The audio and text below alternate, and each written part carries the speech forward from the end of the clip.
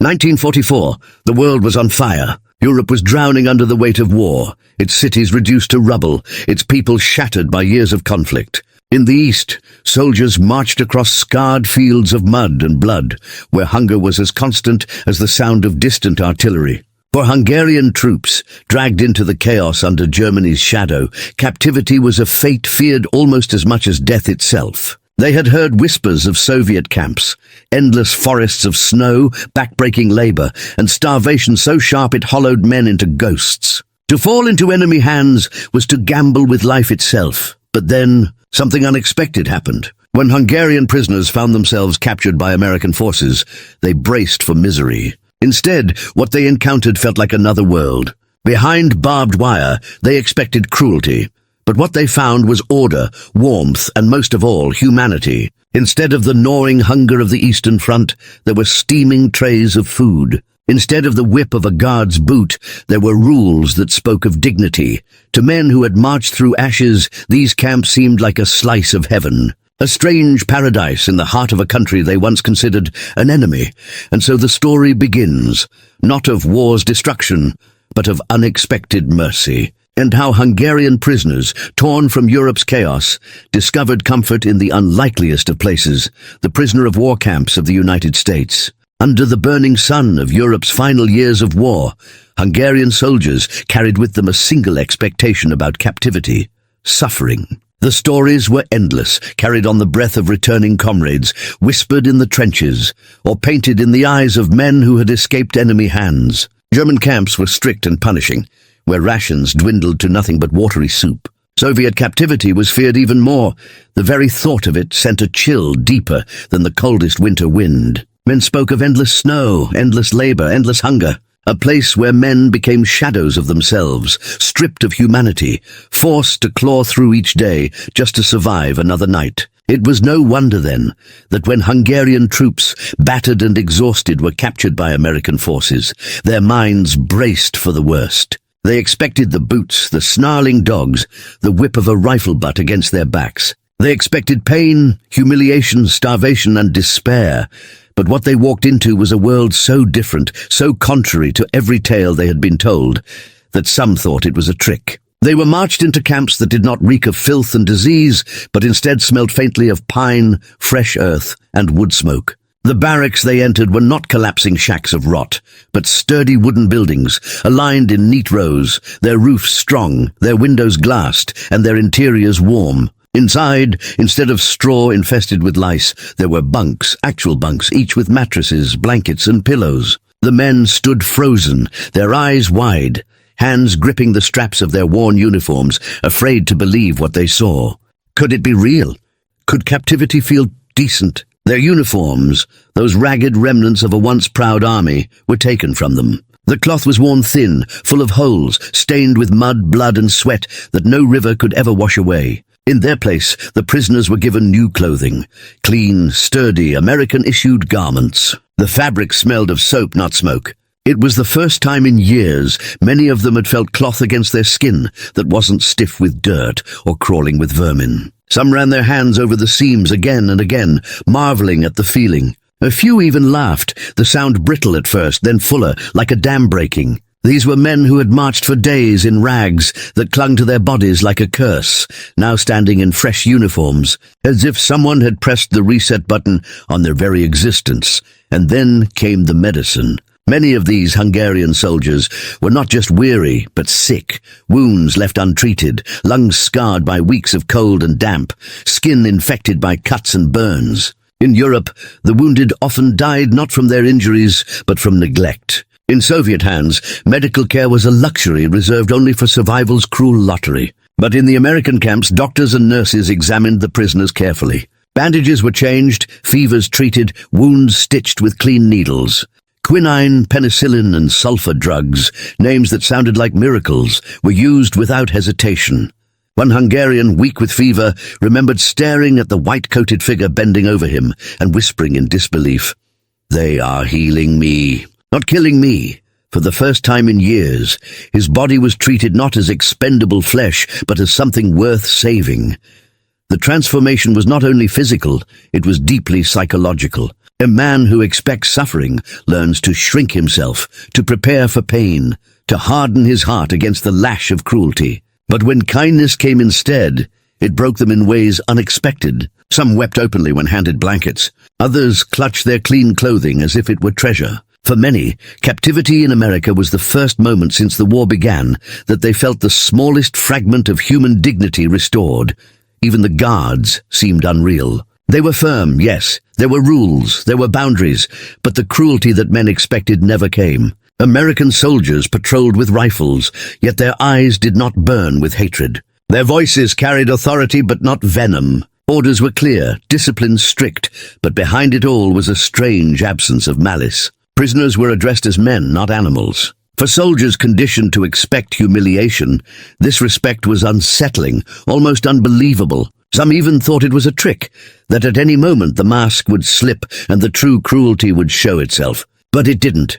Day after day, the treatment remained steady, consistent, humane. Slowly, the fear gave way to relief. The barracks themselves became sanctuaries. Each was divided into sections lined with rows of bunks. At night, the prisoners could lie on actual mattresses, beneath blankets thick enough to hold back the cold. They could sleep without shivering, without worrying about rats gnawing at their boots or lice crawling across their skin. For men used to sleeping in trenches or barns, this simple comfort felt like luxury beyond imagination. They spoke of it in hushed tones, as if naming it too loudly might cause it to vanish. They laughed quietly at the absurdity of it all. Captives lying in cleaner beds than they had known as free soldiers. Cleanliness was another revelation. Showers and wash facilities were available, and soap was given freely. Soap.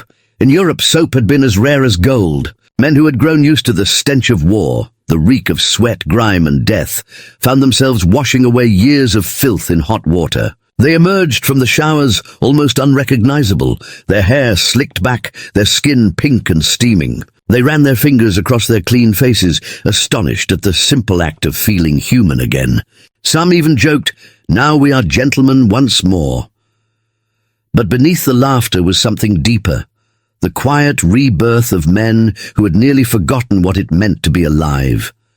There was still barbed wire, still guards, still the undeniable truth of captivity. Yet what lay within those fences felt like another world. Here men were not reduced to shadows of themselves. They were not starved, beaten, or broken. They were given structure, order, and, most importantly, dignity. Each day they awoke to the surreal realization that captivity had not destroyed them, but in a strange way had saved them. It is no wonder, then, that Hungarian prisoners remembered these moments as extraordinary. For them, captivity in America did not mean the slow death of body and spirit. It meant survival, renewal, and the astonishing possibility of dignity even in defeat. And it began with the simplest of things, a clean uniform, a sturdy bunk, and the healing hand of a doctor who saw them not as enemies, but as men.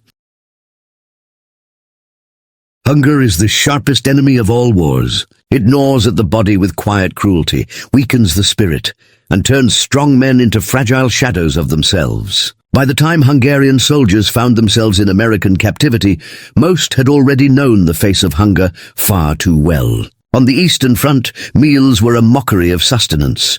Black bread so hard it broke teeth, watery soup with floating scraps of cabbage, coffee made from roasted barley if one was lucky. Soldiers learned to treasure crumbs, to scrape the bottom of cooking pots with trembling fingers, to chew slowly in order to trick the stomach into believing there was more. The idea of eating to satisfaction, of feeling truly full, had become a memory so distant, it seemed like something from childhood. It was in this state, half-starved, wary, expecting deprivation, that Hungarian prisoners walked into American camps and discovered a miracle.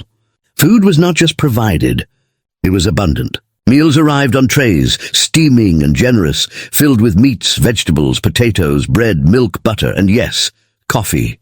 Real coffee. The men stood in line, clutching their metal trays, eyes darting from one dish to another, almost too afraid to believe it. Could this be for them? For prisoners? Many assumed it was a cruel joke, that this bounty would vanish after the first day. But it did not. Day after day, meals were served in the same steady rhythm, as though it were the most natural thing in the world. The shock was overwhelming. Men who had grown used to counting every crumb now sat at long wooden tables, filling their mouths with food that was warm, flavorful, and plentiful. Some ate too quickly, shoveling food down as if it might be snatched away at any moment. Others ate slowly, savoring every bite, tears welling in their eyes at the simple act of chewing fresh bread. For the first time in years, hunger loosened its iron grip.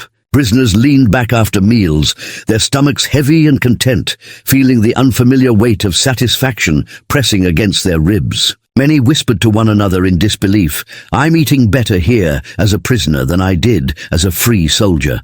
Bread was perhaps the greatest symbol of this transformation. In Europe, bread had become black, mouldy, dense, with fillers like sawdust and ground straw. It was rationed so thinly that men learned to divide a single loaf into pieces no larger than a child's fist, meant to last an entire day. In America, bread arrived white and soft, sliced neatly, its crust golden. Hungarian soldiers stared at it as though it were a holy relic. They handled it carefully, sniffing the warmth rising from it, and then tasted it with expressions of almost religious awe. Some pocketed slices to save for later, unable to shake the fear that the abundance might disappear. Others marveled openly, declaring that never in their lives had bread tasted so rich.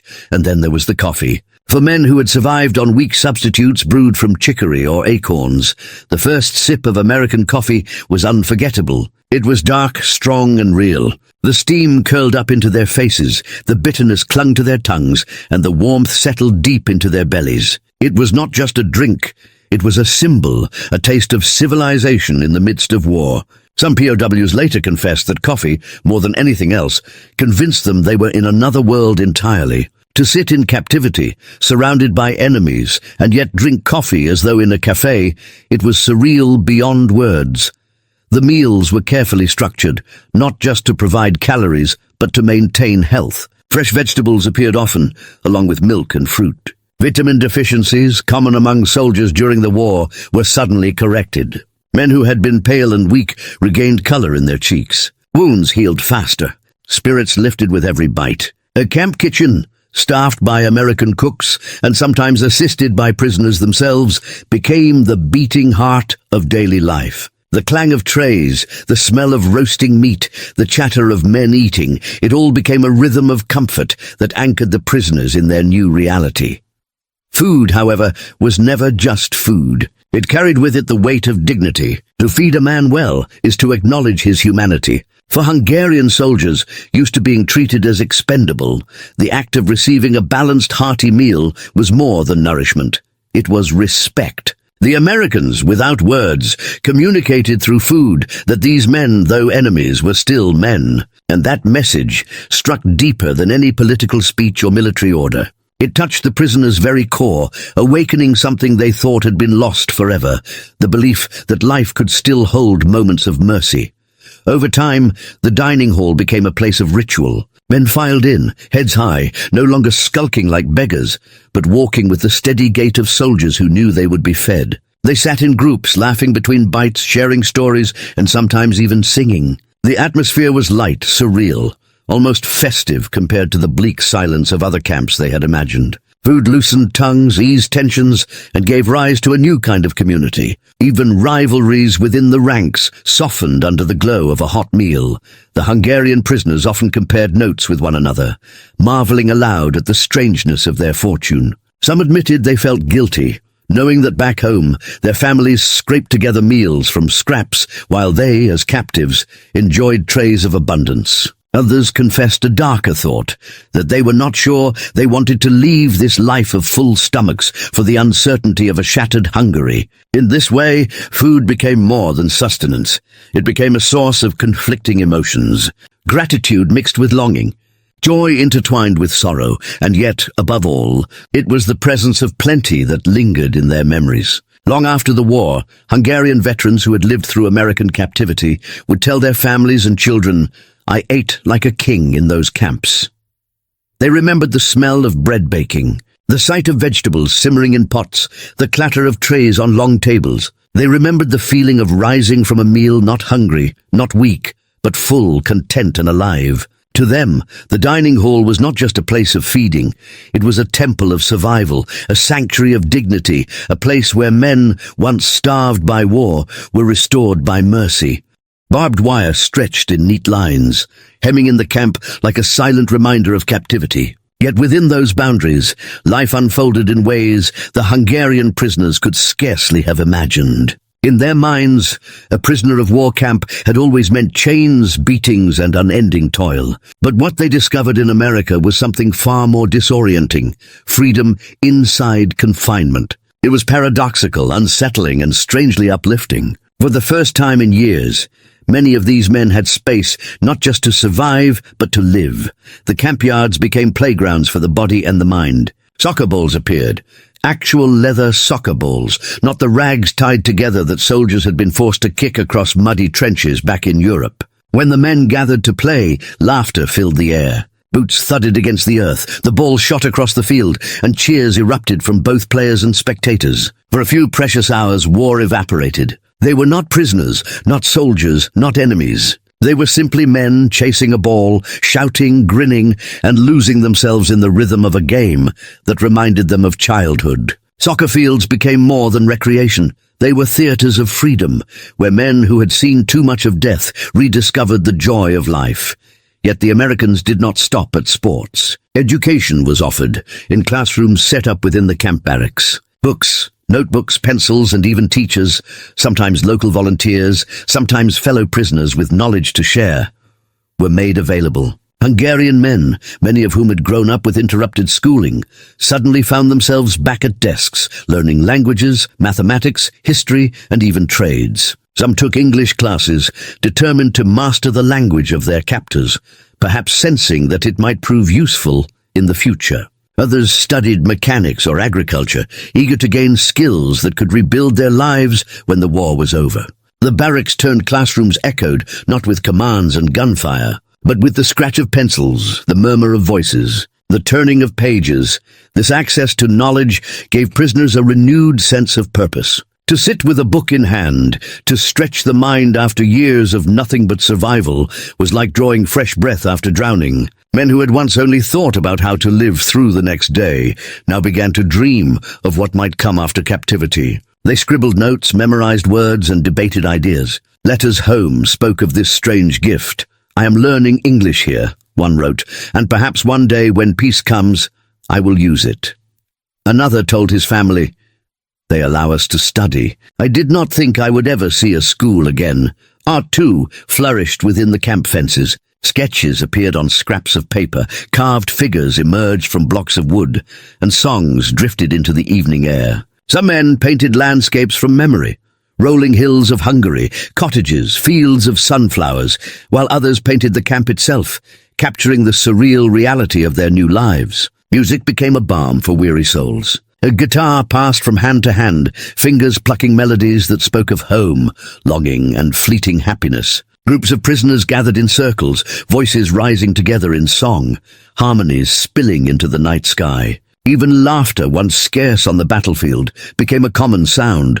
Letters provided yet another outlet for their restless spirits. For many, the chance to write to their families was priceless. With pen and paper, they poured out their hearts, telling loved ones not only of their survival, but of the strange comforts they had found. "Do not worry for me," some wrote. "I'm treated well.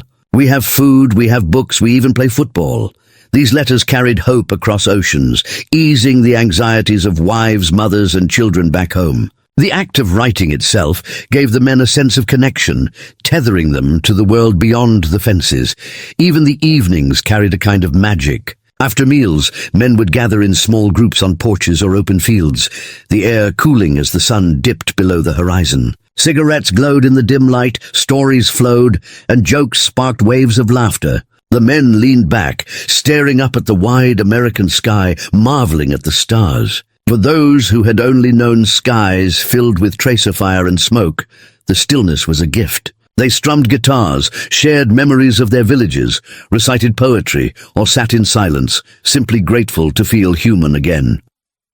The freedom of spirit inside captivity carried profound meaning. The barbed wire remained. It glistened in the moonlight, sharp and inescapable. Yet somehow it became less threatening. The prisoners knew they could not leave, but they also knew they could live within. This strange balance softened their days. Men who had once trudged through mud with rifles now danced in fields, played cards in the barracks, debated philosophy at wooden tables. What the Americans had given them was not total liberty, but enough to remind them of who they were. They were not broken. They were not slaves. They were men who still had a future. In the years that followed, many Hungarian POWs remembered this freedom more vividly than the fences themselves. They spoke of soccer games played until their bodies ached, of evenings filled with song, of books that opened their minds when the world seemed closed. They recalled a strange paradox, that inside captivity they rediscovered pieces of themselves that war had nearly destroyed. For them, the American camps were not simply places of confinement, but unlikely sanctuaries where the human spirit found room to breathe.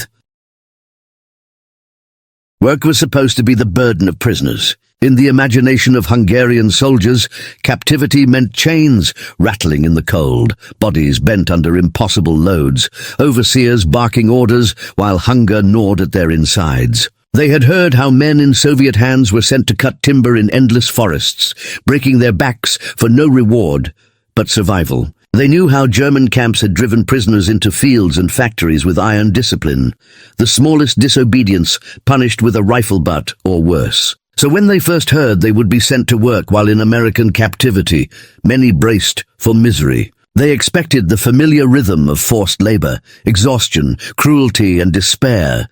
But what they encountered in the United States was so foreign, so unexpected, that it seemed at first like some strange illusion. The prisoners were indeed taken out to work, but there were no chains, no snarling dogs, no shouts of abuse. Instead, they found themselves stepping into American farms, fields, and even small factories where the war effort demanded labor. The shock came quickly. Here they were not treated as disposable. They were greeted, instructed, and most astonishingly, compensated. To men conditioned to expect nothing but exploitation, this was nearly unthinkable. They were paid in canteen coupons or small wages they could use to buy items like cigarettes, candy, soap, or stationery. It was not just survival. It was a form of independence, the tiniest glimpse of control in a life otherwise bound by fences. On farms, Hungarian POWs worked alongside American civilians. They hoed fields, harvested crops, and stacked hay under the summer sun. Some drove tractors, others milked cows, still others helped gather cotton or fruit depending on the region. At first, the locals viewed them with suspicion. These were enemy soldiers, after all, men who had worn the uniform of a foreign power. But as the days passed, barriers began to fall. The prisoners proved themselves hard-working, polite, and eager. They sang Hungarian songs while harvesting, joked among themselves, and shared laughter with the farmers. Slowly, war melted away in those fields of wheat and corn. Bonds, however fragile, began to form. There were stories of American farm families offering prisoners lemonade during hot afternoons, or meals after long days in the fields. Some POWs were invited into homes to sit at tables, to eat alongside the very people they had once considered enemies. The strangeness of it all left deep impressions. One Hungarian later recalled, "I was a prisoner, yet I ate apple pie in the kitchen of an American farmer. I could not understand how such a thing was possible. For men used to cruelty, the simple kindness of sharing food and conversation was astonishing. They felt, perhaps for the first time, that they were being seen not as faceless enemies, but as human beings." In factories, the experience was similar. POWs helped with tasks that freed American workers for the front lines. They assembled equipment, loaded supplies, and performed labor that was essential yet not brutalizing. Once again, they were treated with decency. Supervisors gave orders firmly but fairly. Mistakes were corrected, not punished with blows. The prisoners marveled at the efficiency of American industry, the machinery, the sense of order. Many took mental notes, imagining what lessons might be carried back to Hungary when peace returned. Work in these settings became not just labor, but education, a window into another world. The impact of this humane treatment was profound. Labor, which could have been a source of despair, became instead a source of purpose. The men rose each day with tasks to complete, and in those tasks they rediscovered rhythm, discipline, and even pride. It gave structure to their captivity, a way to measure time, not by the emptiness of waiting, but by the tangible results of their hands. When their work was done, they returned to camp not broken but satisfied, their small wages tucked away, their dignity intact. Over time, trust grew between some POWs and the local communities. There were instances where farmers petitioned to have the same prisoners return, praising their work ethic and reliability. Children of farm families sometimes played near the fields, watching the strange Hungarian men who smiled and waved at them. Some prisoners carved small toys from wood and handed them to curious children, creating memories that lingered long after the war. These bonds blurred the sharp lines of war, softening the image of the enemy on both sides. For the Hungarian POWs, this experience planted seeds of transformation. They had marched into captivity, expecting to be stripped of their humanity. Instead, they found themselves regaining pieces of it. They could work, contribute, earn, and even connect with strangers across the barriers of language and culture. The wages, modest as they were, symbolized something much larger: respect. To be paid was to be acknowledged as a man whose labor had value, not a slave whose only worth was endurance. Some prisoners later admitted that they dreaded the day the war would end, not because they did not long for freedom, but because they feared losing the stability, dignity, and humanity they had found in captivity. Back home, they knew their country was being torn apart. Hunger, political turmoil, and destruction awaited. Yet here, in the strange confines of an American POW camp, they had been given not just food and shelter, but work that gave meaning. It was an irony that haunted them. They were enemies, yet they had been treated better in captivity than they had in uniform. When Hungarian POWs told their stories after the war, the memories of work remained vivid. They remembered the feel of wheat stalks brushing against their arms as they harvested in the sun, the clatter of machinery in American factories, the taste of cool water shared with a farmer under the shade of a tree. They remembered laughter exchanged with locals who, for a moment, forgot the war. And they remembered the weight of coins or tokens in their pockets, proof that their labor had been honored.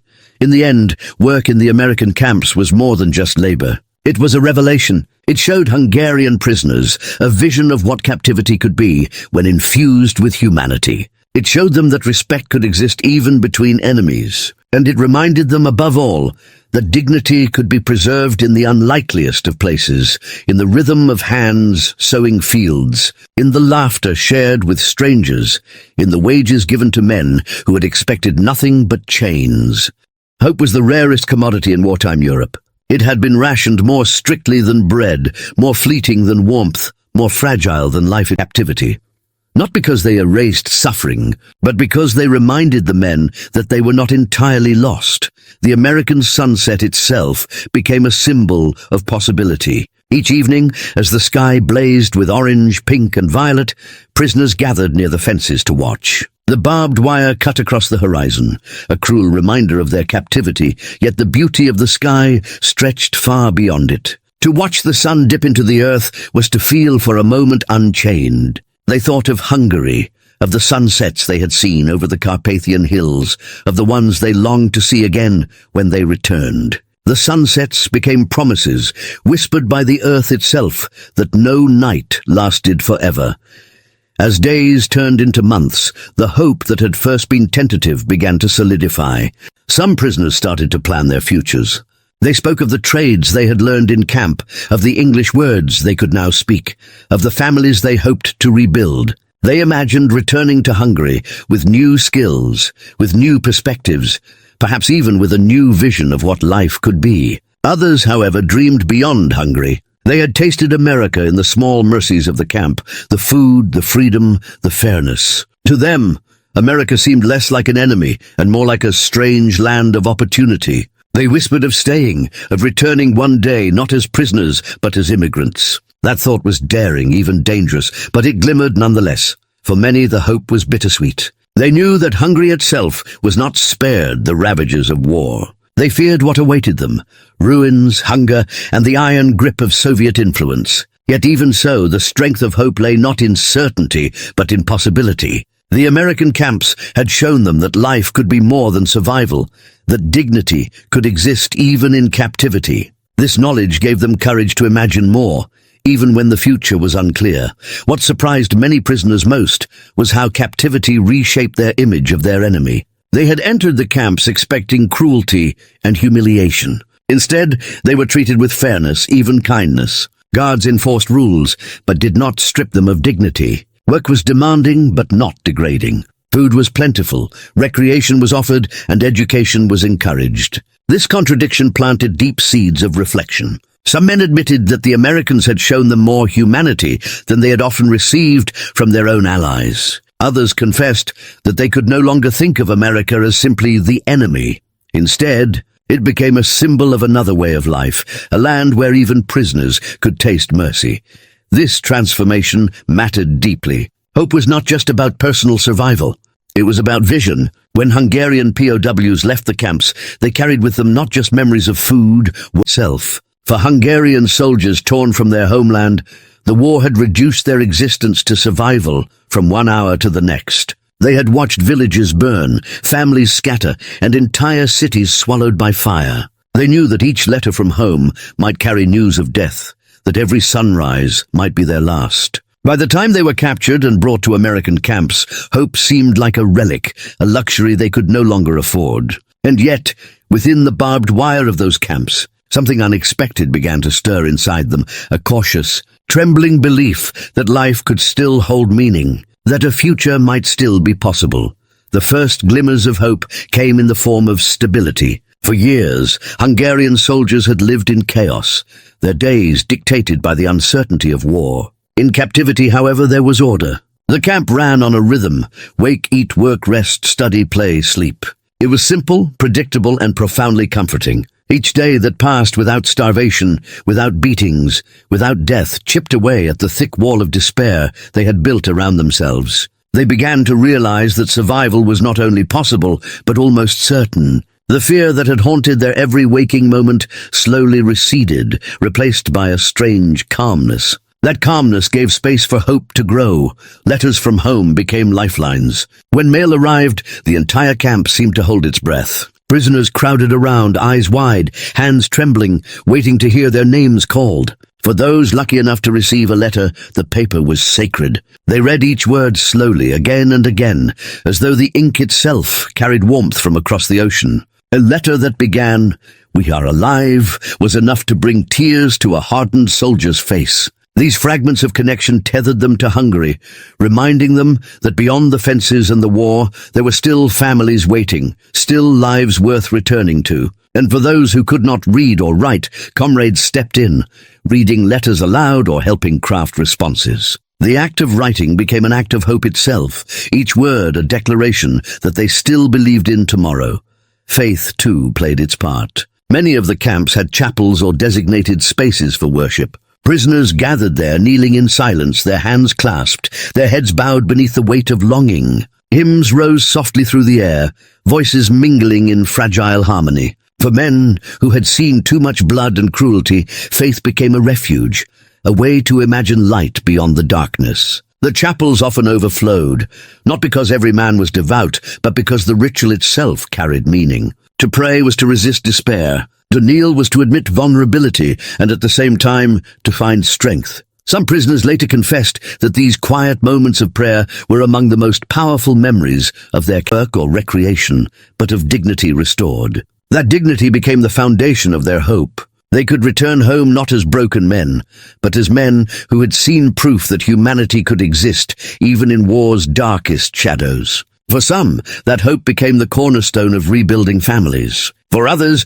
it was the spark that inspired them to begin new lives abroad. And for all, it became a memory that burned brightly against the grim backdrop of war. The paradox endured long after the fences came down. Hungarian prisoners remembered their captivity not as a nightmare, but as a strange kind of sanctuary. They spoke of America not as a place of chains, but as the land where they had glimpsed mercy. That memory became a story passed down to children and grandchildren, a testament to how even in the darkest of times, hope could survive. The war had taken everything from them, homes, freedom, comrades, but in the end, captivity in America had given something back.